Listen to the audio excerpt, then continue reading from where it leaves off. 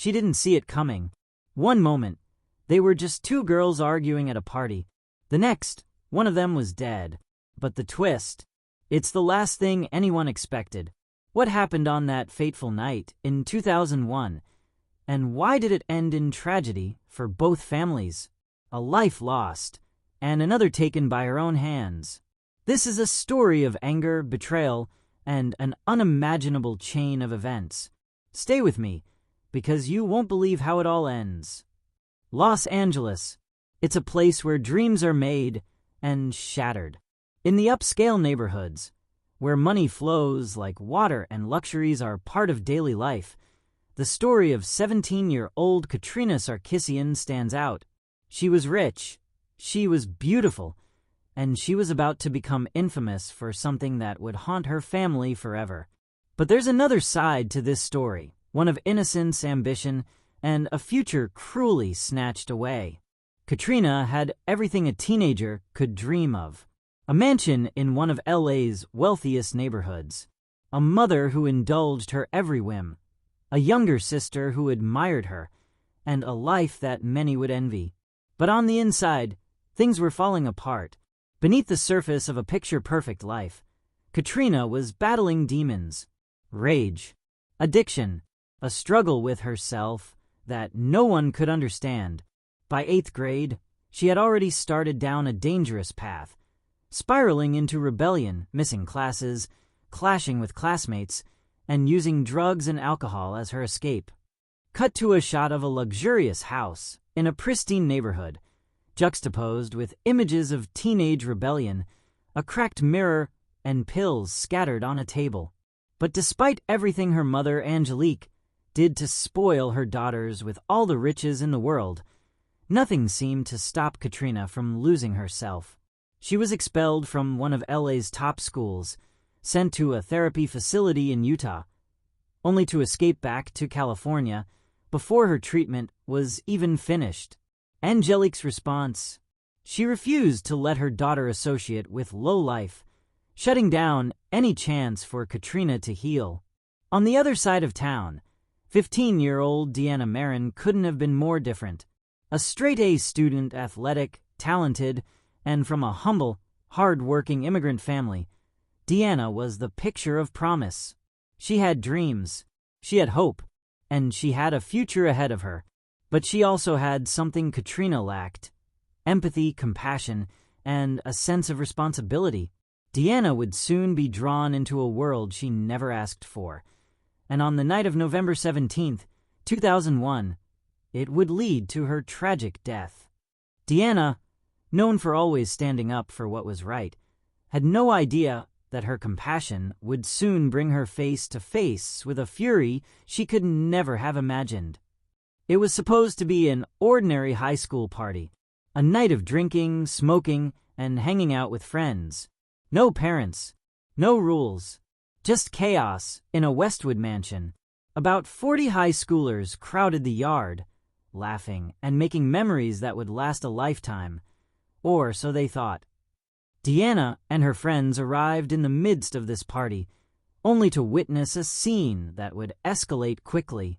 Sabrina Bernstein, Katrina's 15-year-old sister, was causing a commotion, chasing a boy through the yard and breaking potted plants in her wake.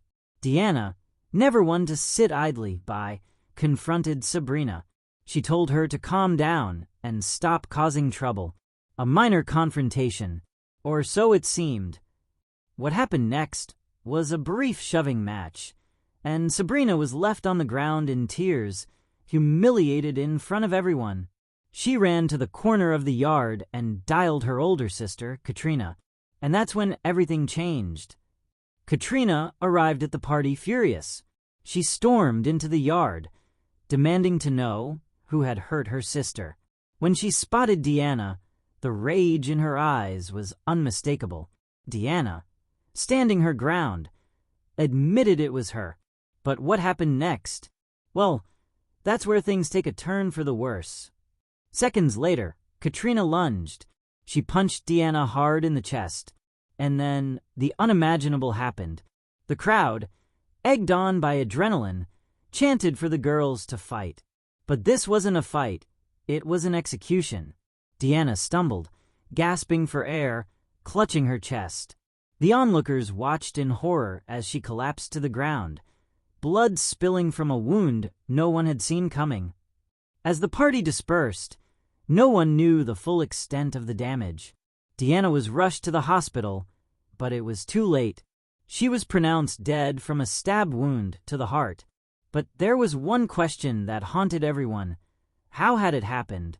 How did Katrina manage to hide a knife in her hand without anyone noticing? The LAPD launched an investigation, but the clues were scarce. No one had seen a weapon. No one had seen Katrina do anything more than punch Deanna in the chest. But then came the shocking revelation. A T-shaped punch knife, a concealed weapon designed to be hidden in someone's hand, had been used. It had pierced Deanna's heart in a moment of fury. A single strike, and a young life was over. The next day, Katrina and Sabrina were brought in for questioning. What they didn't know was that Katrina wasn't just avoiding questions. She was hiding something much darker. As the detectives interrogated her, Katrina's speech began to slur. She claimed she felt sleepy. And then, in a terrifying moment, she collapsed. The detectives had no idea what was happening until it was too late. Katrina had ingested 43 antidepressant pills that morning. Half the dose is lethal. The same night she'd taken a life, she would take her own. In less than 24 hours, 2 families were destroyed. 2 girls, one taken by the hands of rage, the other by guilt, sorrow, and despair. But the real question remains.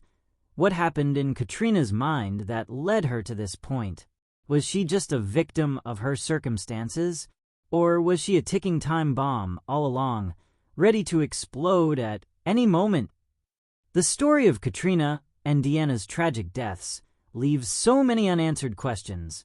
Could this have been prevented? Should more have been done to intervene in Katrina's downward spiral? It's hard to say. One thing is for certain. What started as a typical teenage fight turned into a nightmare neither of these girls or their families could have ever imagined. Justice was never fully served.